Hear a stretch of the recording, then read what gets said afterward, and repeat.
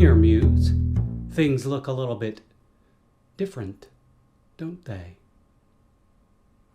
Hello, Muse. It's been a while. I know, we had a good thing going. And then all of a sudden it stopped. Well, it stopped because we moved. That's right. For the first time in my life, I am, shudder the thought, a homeowner. So we bought this fabulous house. And of course, along with that comes all sorts of scary things, like needing to sell more books to help pay for this house. That's not what I want to talk about, because that's not my shtick here with you, Muse. In the interim, something really cool has happened. It's not. I'll tell you about it. Actually, two things. First and foremost, I'm doing another show. Yay! I'm actually doing a show that I've wanted to do since grad school called The Mystery of Irma Vep by Charles Ludlam. It is a two-person show, and those two people play 8 characters. That's right.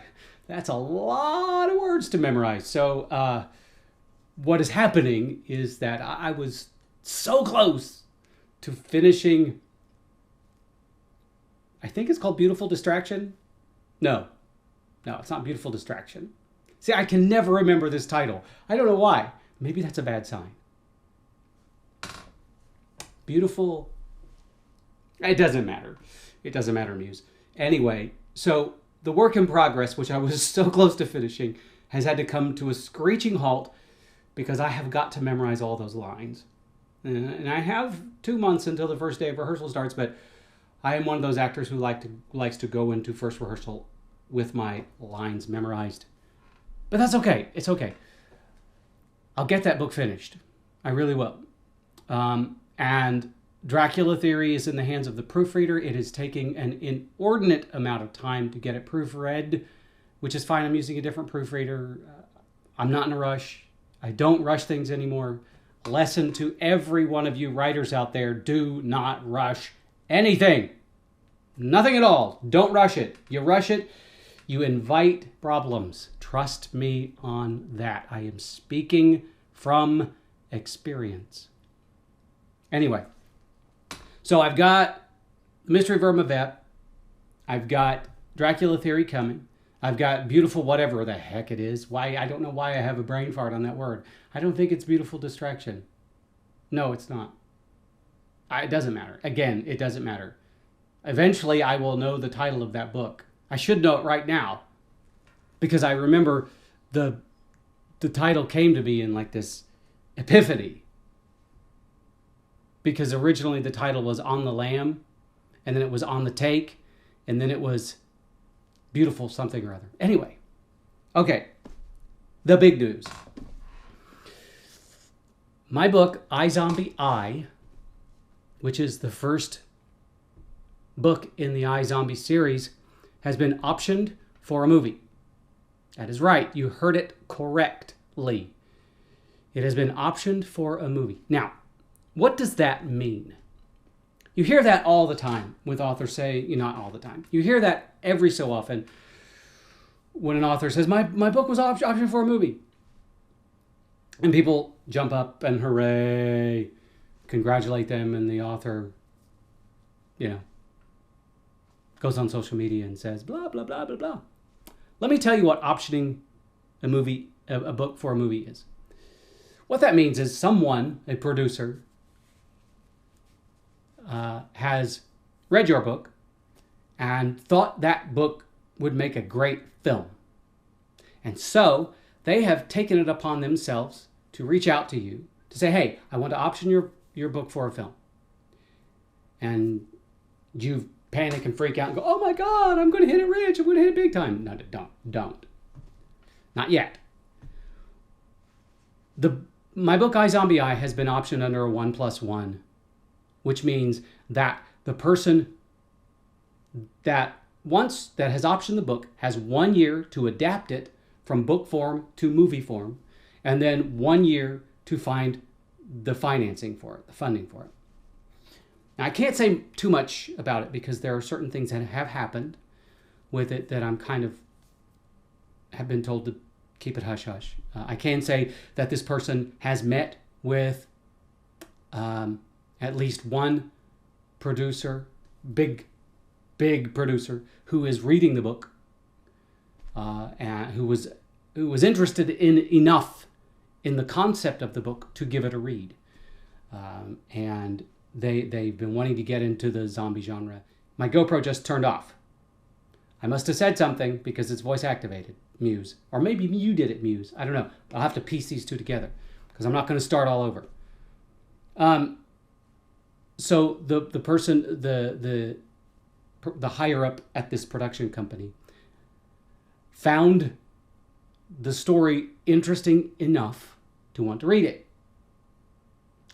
Which means that a higher up in a big production company, big film production company, is reading my book, iZombie, with the idea that they might want to take it on and produce it. Which is really cool, I have to say, especially knowing who it is, and I can't tell you who it is. But, it was interesting. A friend of mine and I went to go see Godzilla, which I loved it because I'm a big Godzilla fan.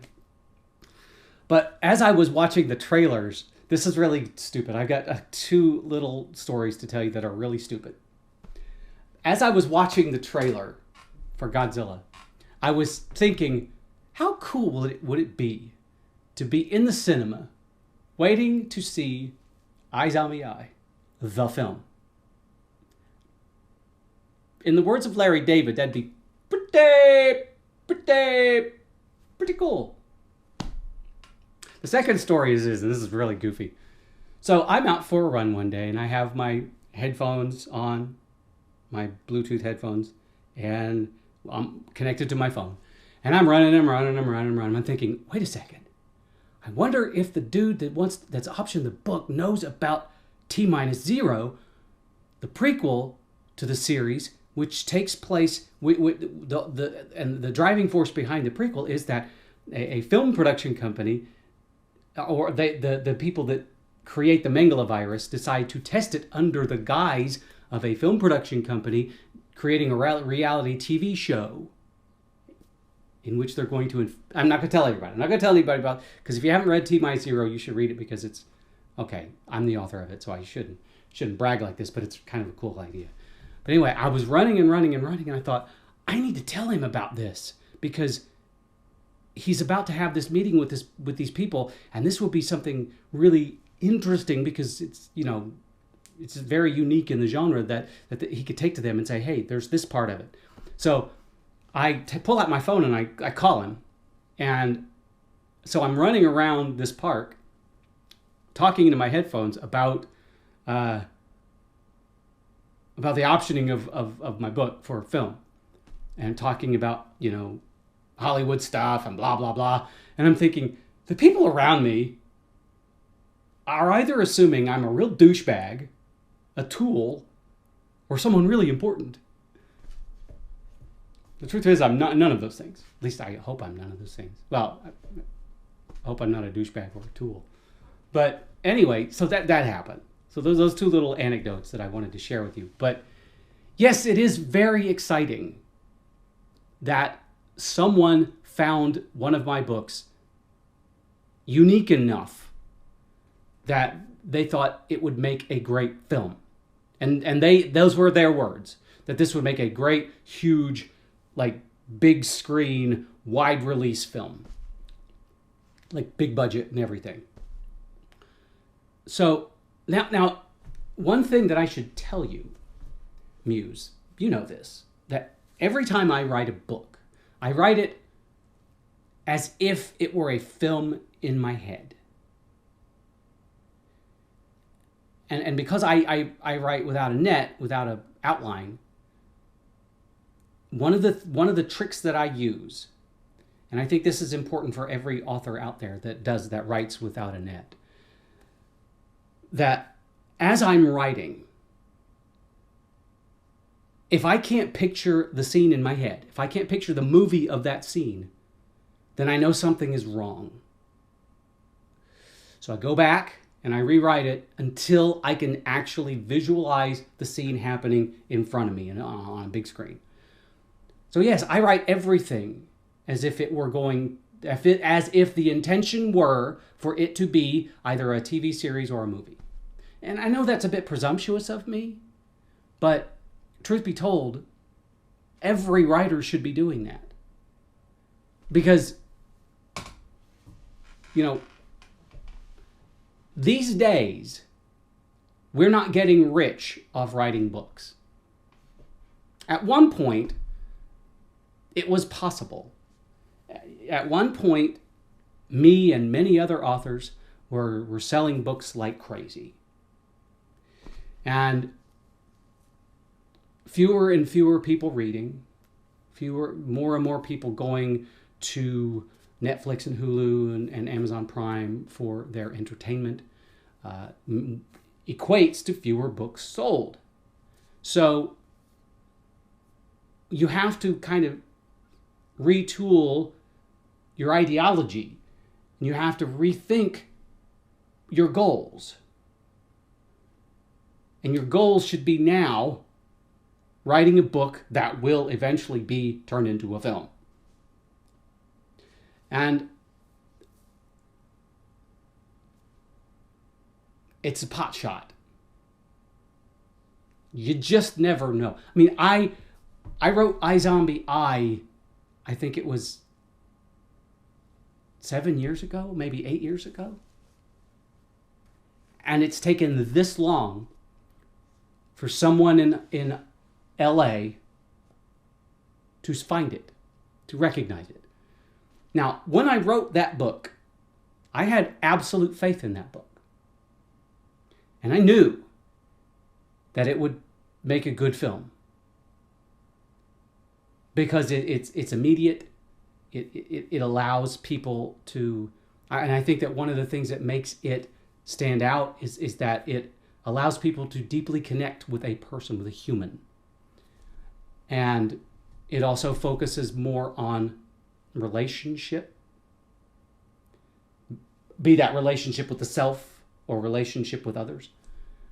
And it also kind of tosses some tropes of the genre out the window and creates new ones. But here's the thing. Here's the thing about the whole option. It's really cool. It's really cool and flattering and exciting to know that someone in that industry has faith enough in your story that it could make a good film. And for a brief moment, you should allow yourself to celebrate that. But very quickly, you need to pull yourself back down to reality. And that it's always a long shot. Because even though this person or persons are interested in turning your book into a film or a TV series, that's the easy part. The hard part is them convincing the executives that it would make money. And that's the key. It's got to make money. And, you know, this is another very interesting aspect of it. I was talking with a fellow writer about this the other day who happens to know about, who knew about this when it happened. You get, this has been going on for a very long time where authors or readers of books say, hey, if your book was turned into a movie, who would you cast? Here's my answer to that. I would cast whoever would sell the most tickets. Now, interesting, isn't it? 7 years ago, when I was on social media actually answering those types of questions, I would never have answered it like that. I would have said, you know, this person is perfect for the role and blah, blah, blah, blah, blah. But now that I'm looking through a different lens, I realize that the only way that my book will make it to the big screen is if it can turn a profit. And for it to turn a profit, it would need to cast actors who could sell tickets. And that's the reality of it. That's the truth. And that's another reason why Hollywood does some strange casting sometimes, where you are so convinced that one actor is perfect for a role, and Hollywood says, no, we're not going to go that route. We're going to go this route. Why? Because the route they go at least gives them some level of insurance that the film is going to make money. It's frustrating because a lot of times those actors aren't nearly as good as some other actors. And you wish that the other actors would be cast, but the truth of the matter is even though those other actors have an exponentially higher level of talent than the ones that are cast, they may not sell tickets. And Hollywood's got to sell tickets because they spend an inordinate amount of money making films. And they've got to recoup that money. So my biggest hope, I think, is that the executives at this production company are going to read this book and go, oh my gosh, this particular hot actor right now would be perfect to play this role. Let's reach out and see if he's willing to play it or she's willing to play it. And they reach out to them and say, hell yeah, I'll play this. And then all of a sudden, they've got momentum. Then they can take this to the even higher ups, to the money people, and say, hey, we got this actor on board with this script. We can make bank with this. That's kind of how Hollywood works. And that's kind of how the option thing works. So I'm not holding my breath. I'm excited about it. I'm thrilled. I am honored that someone in Hollywood thought that my book, a book that I cherish, that is worthy of the silver screen. But I'm not holding my breath, anticipating that it's going to happen. If it happens, I will be over the moon with joy. If it doesn't happen, I still have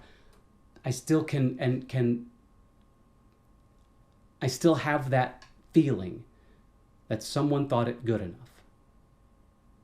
That an artistic type thought it good enough. Because there's a huge gap between the artistic types and the money types.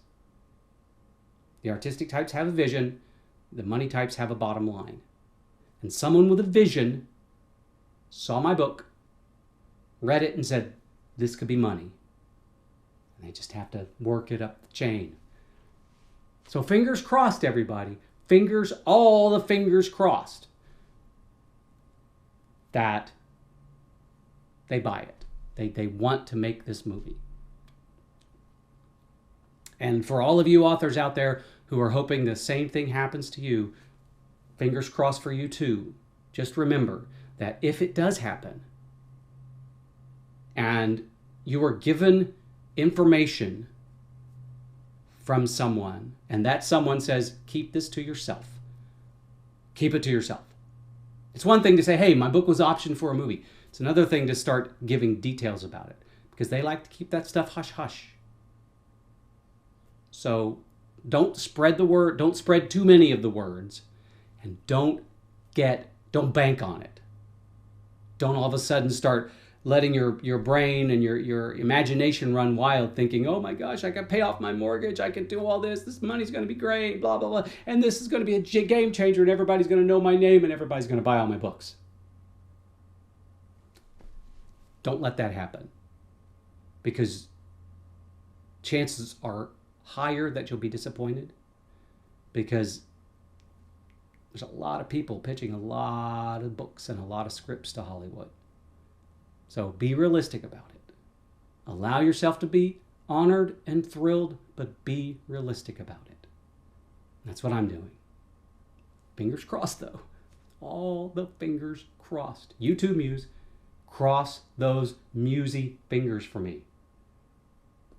And if it happens, I will pat you on the back. I will give you all the credit because, hey, without you, iZombie would never have happened. Right? Right. Anyway, Muse, I hope you like the new digs. I hope we can kick this hayride up to 100 miles an hour now and keep this baby going. Anyway, thank you, Muse. As always, you, my friend, are awesome.